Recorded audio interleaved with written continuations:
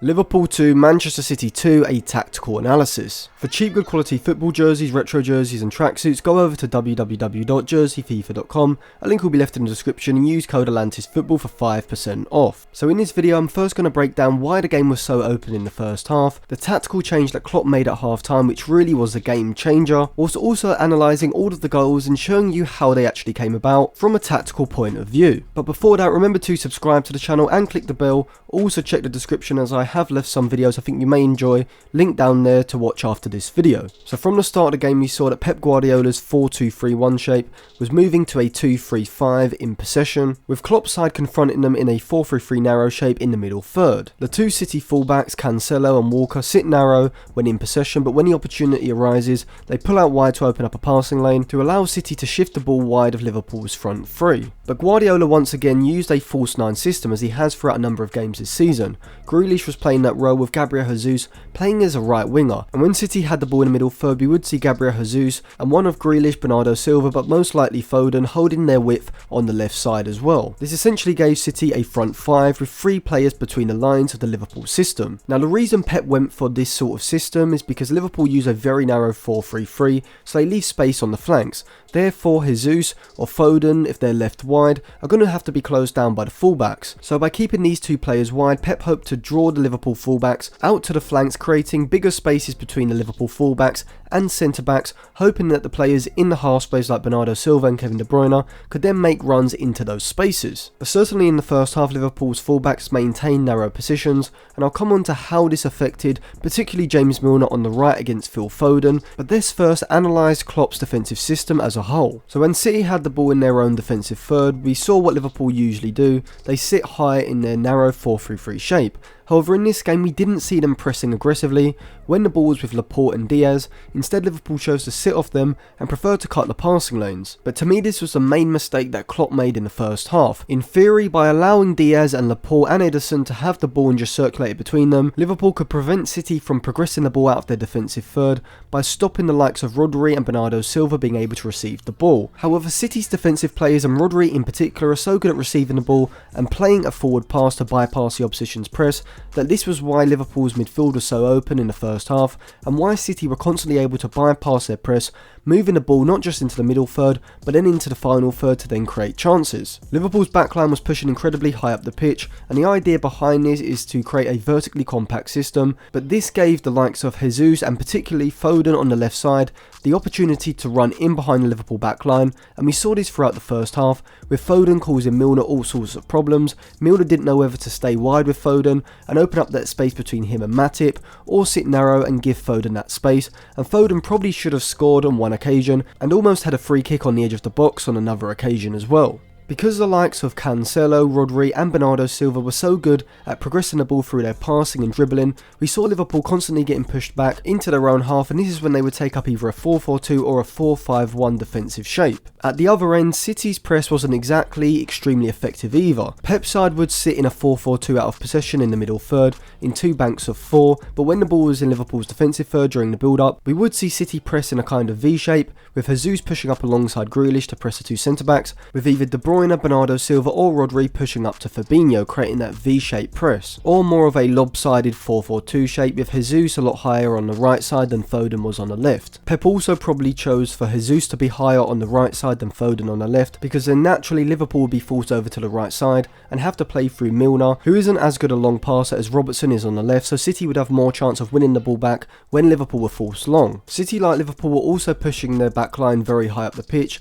to keep vertically compact, and because both sides weren't actually pressing very aggressively in the opposition's defensive third during the build-up phase, both sides were able to play out of each other's presses. City obviously did this mainly through Rodri and Bernardo Silva, as I've already said, but Matip throughout the game was excellent for Liverpool at playing those forward passes, breaking the lines of the City press and allowing Liverpool to progress the ball forward. Ruben Diaz was excellent for Manchester City in the box with some well-timed tackles, and Matip for Liverpool was very good as well, with a number of good tackles in the box and interceptions, and in particular his forward passing, which is a very underrated skill amongst top-level centre-backs. But going into half-time, City did have the upper hand, but from the start of the second half, Klopp did change the intensity of his press, See here as the ball goes into Laporte. In the first half, Henderson would have retained a deeper position in the midfield line, and this would have allowed Laporte to push the ball forward and look for a forward pass, but Henderson immediately pushes out of the midfield line to apply the pressure, and this stops Manchester City being able to progress the ball into the Liverpool defensive third and forces them backwards. Another example is here as the ball is in the air and Laporte heads the ball to Rodri in the Manchester City half. Now in the first half, Liverpool's lack of an aggressive press would have allowed Rodri to turn and play the pass forward, but as soon as Rodri receives the ball, Henderson is on his back, wins the ball back, and it ends with Jota almost creating a chance, but Ruben Dias comes across with a well-timed tackle to save the day. But Liverpool did get the breakthrough in the second half, and it came from Klopp's side being able to break through City's press. We see here as Liverpool playing out and Fabinho plays the first time pass into Salah, that both Bernardo Silva and Rodri are pushed high up the pitch, leaving a massive amount of space in behind them. And this is sometimes what you have to be prepared to allow if you are going to press high like City were trying to, but the problem comes when Salah gets the ball and he isolates Cancelo in a 1v1, and once Salah knocks a ball past Cancelo, Cancelo has to bring Salah down. Either the ball or the man has to go past him, but not both, and once that happens, Salah is running against the City backline and he times a pass to perfection, not just the weight but also the timing. Mane's run is perfect from the blind side of Diaz, and he finishes it perfectly into the bottom corner,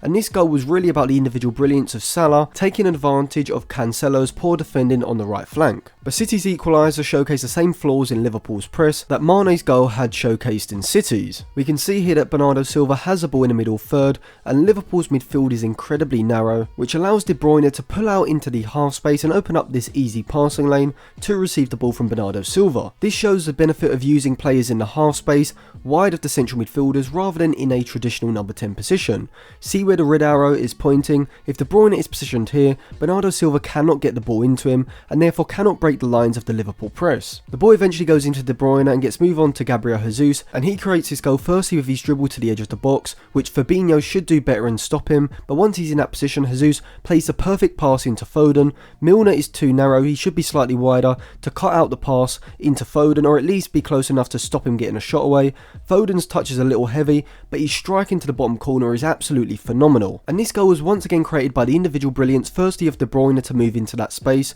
secondly from Gabriel Jesus to bypass Fabinho and play the pass into Foden, and finally Foden's shot into the bottom corner. Liverpool's second goal once again comes from Salah's individual brilliance, but also once again from Cancelo's poor defending. We see here the pass from Curtis Jones goes into Salah, and Cancelo goes far too tight, far too quickly to Salah. He gets rolled, Salah then goes past Bernardo Silva, and then he's got a 1v1 v Laporte in the box. He does excellently to shift the ball onto his right foot, and his finish is absolutely perfect into the far corner, and this is probably one of the best goals of the season so far, as Salah has gone past 3 players in such a congested area in almost no time at all, and with an exceptional finish from his weaker right foot. The second City equaliser once again comes from City exploiting the space in Liverpool's midfield. Bernardo Silva plays a pass into De Bruyne, and because of Liverpool's high back line, the lack of pressure on the ball, De Bruyne is able to release Foden with a pass over the top, and Foden does excellently not to rush the cross into the box, and once it comes back to De Bruyne, he does get fortunate as it takes a deflection of Matip, taking it past Alisson into the net, making it 2-2. So overall, both managers do deserve credit. Klopp deserves credit for his changes at half-time, enforcing a more aggressive press on Manchester City, which was a turning point in this game. Guardiola also deserves credit for the way he used Foden and De Bruyne, taking advantage of not just the amount of space in Liverpool's midfield, but also their high back line, and this is what allowed City to score both of their goals. Salah was obviously the man of the match, being absolutely sensational for both goals, showing just how valuable a world-class player is, being the game changer in this game. But I thought De Bruyne, Diaz, Matip and Phil Foden were also sensational throughout this game, and even Jesus I thought had a very good game from the right side. And to me, I think this game confirms that both Liverpool and Manchester City are right in the title race along with Chelsea, and they do seem a level above Solskjaer's Manchester United at the minute. So thank you for watching. If you enjoyed the video, remember to subscribe to the channel, give the video a like, click the bell for notifications, go to the description to check out some of my other videos as well, put your thoughts in the comment section below, and follow me on Instagram and Twitter for more content as well.